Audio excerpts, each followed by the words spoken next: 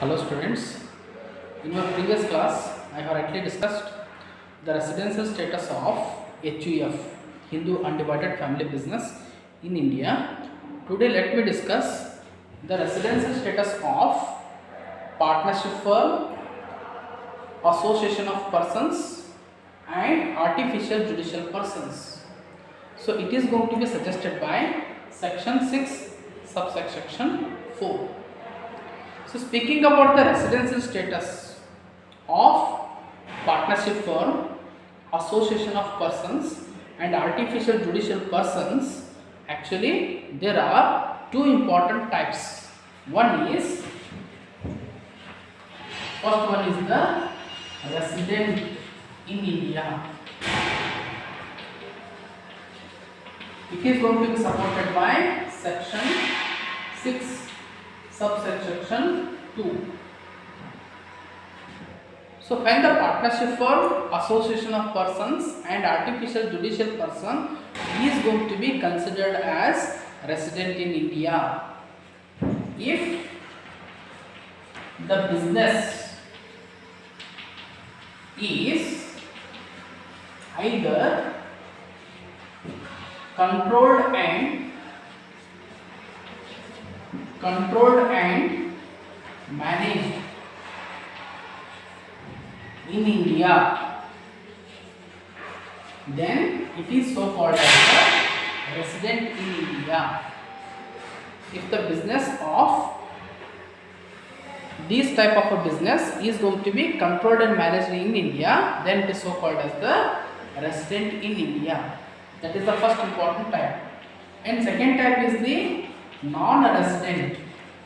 When it is so called as non-resident, section 2 subsection 30 is going to state when it is going to be considered as non-resident if the business of partnership firm, association of persons and artificial judicial person is either controlled and managed outside India,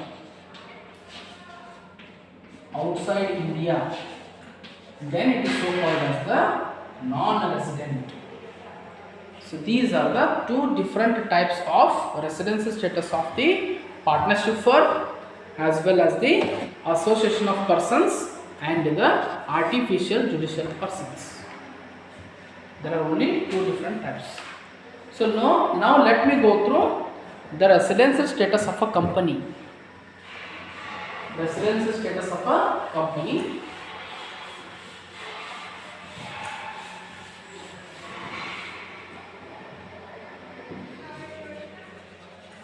Speaking about the residential status of a company, actually there are two different types of a company. One is Indian company. First important type of a company is the Indian company, and second important type of a company is so called as the foreign company. Indian company and foreign company. What is Indian company? The name itself suggests that the company is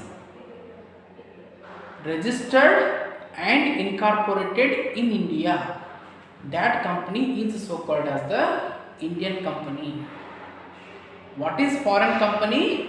If the company is registered and incorporated not in India or in the foreign countries of the world, then it is so called as the foreign company. And as far as the residency status is concerned,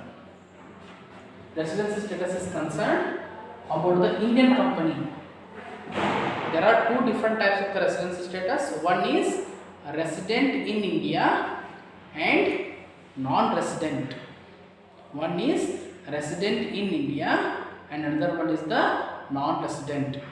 And as far as the Indian company is concerned, it is always resident in India. Why? Because Why? Because it is incorporated in India. It means the company is registered in India only. That is why, irrespective of the time period, always the Indian company is having the resident in India. The reason behind it is it is incorporated and registered in India only. And what about the foreign company then? Foreign company, if the business is controlled and managed in India, then it is so called as the resident in India. It can be called as the resident in India when the business is controlled and managed in India, then that foreign company is so called as the resident in India. And if suppose it is so called as the non-resident, it is so called as the non-resident when the business is controlled and managed outside India, then that foreign company is so called as the non-resident. Okay, let me revise once again. Speaking about the residency status of a company, with respect to the company, there are two different types. One is the Indian company and another one is the foreign company. It is called as an Indian company when it is going to be registered and incorporated in India.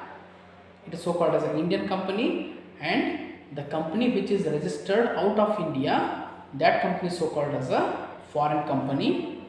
And speaking about the residency status, there are two different types. One is resident, another one is the non-resident. Speaking about the residency status of the Indian company, always the Indian company is having a residency status as resident in India. Why? Because it is incorporated in India only. But as far as the foreign company is concerned, either it may be a resident in India or it may be non-resident also. That foreign company is so called as a non-resident when the business is controlled and managed outside India. Then it is so called as a non-resident. It is so called as a resident when it is going to be when the business of that foreign company is either controlled and managed in India, then that foreign company is so called as a resident in India. So please go through the discussion. With this, I am going to conclude my discussion. Thank you.